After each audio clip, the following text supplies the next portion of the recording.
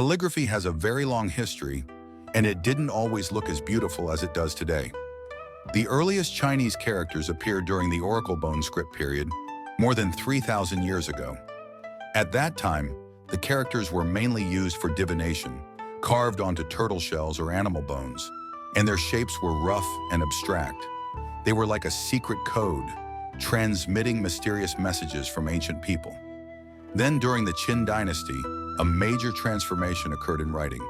Li Si, a minister of the first emperor of Qin, created the seal script, a form of writing with more regularity and smoother, rounded lines compared to oracle bone script. The brushstrokes of seal script were much more fluid, resembling characters carved onto stone monuments. This method of writing already had a touch of artistic flavor. Although it was still simple, it marked the evolution of writing into calligraphy. As time went on, during the Han Dynasty, clerical script began to gain popularity. This script was much simpler than seal script, with straighter lines that made it quicker and easier to write. The widespread use of clerical script meant that calligraphy was no longer limited to scholars and officials. Ordinary people began to use this script to write everyday texts and record events. Then, during the Wei and Jin dynasties, the appearance of regular script marked a new phase in the development of calligraphy. Regular script had structured, clear strokes and became the most practical form of writing at the time. Its emergence made writing not only easier and more practical, but also allowed calligraphy to gradually evolve from a mere tool for communication into an art form. At this point, writing was no longer just about forming characters, but also about expressing emotions and ideas. And speaking of calligraphy, how could we not mention Wang Shiji? Wang Shiji is a name that is known by everyone in the history of calligraphy.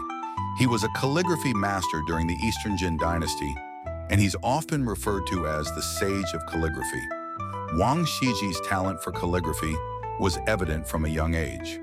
One of his distinctive features was his ability to blend the styles of seal script, clerical script, cursive script, and running script, with running script being the most famous. His running script was both regular and fluid, as if the characters were dancing on the paper, simple yet rhythmic. Of course, the most famous work of his is the Lanting Shu, preface to the Orchid Pavilion. This preface was written in 353 AD, when Wang Shiji was at a gathering with friends in Lanting, a place in present-day Zhejiang province. While enjoying poetry, wine, and conversation, he was moved by the moment and wrote this preface. Lanting Shu is not only famous for its philosophical content, but also for its impeccable calligraphy. Each character carries a powerful stroke, flowing naturally. You can imagine how Wang Shiji, when writing this piece, let the brushstroke follow his emotions, with each character connecting to the next, creating a rhythm that seems full of life. It's as if every single character tells you a story.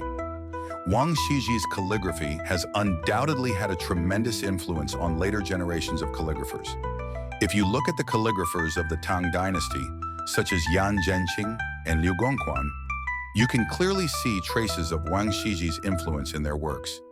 In a sense, Wang Shiji was like the mentor of the calligraphy world, with his works becoming the high point that later scholars and calligraphers could not avoid. They all hoped to build upon his foundation to innovate their own unique styles. In fact, Wang Shiji's influence is still present today. Many modern students of calligraphy, especially beginners, almost always start with his works. Classics like Lanting Shu are still considered essential texts for learning calligraphy. However, calligraphy isn't just about mastering technique.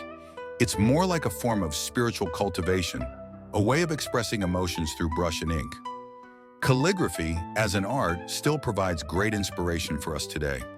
It teaches us that, whether we're writing or doing anything else, we should pay attention to every detail and take time to feel the process. When you watch Wang Shiji write, his brushstrokes and rhythms are all expressions of his inner thoughts at that moment. Perhaps we can all find our own inspiration in this and learn not just about calligraphy, but about ourselves. So next time you pick up a pen, why not try letting every stroke and every line carry your emotions and your thoughts? You might find that calligraphy offers much more than just the simple act of writing.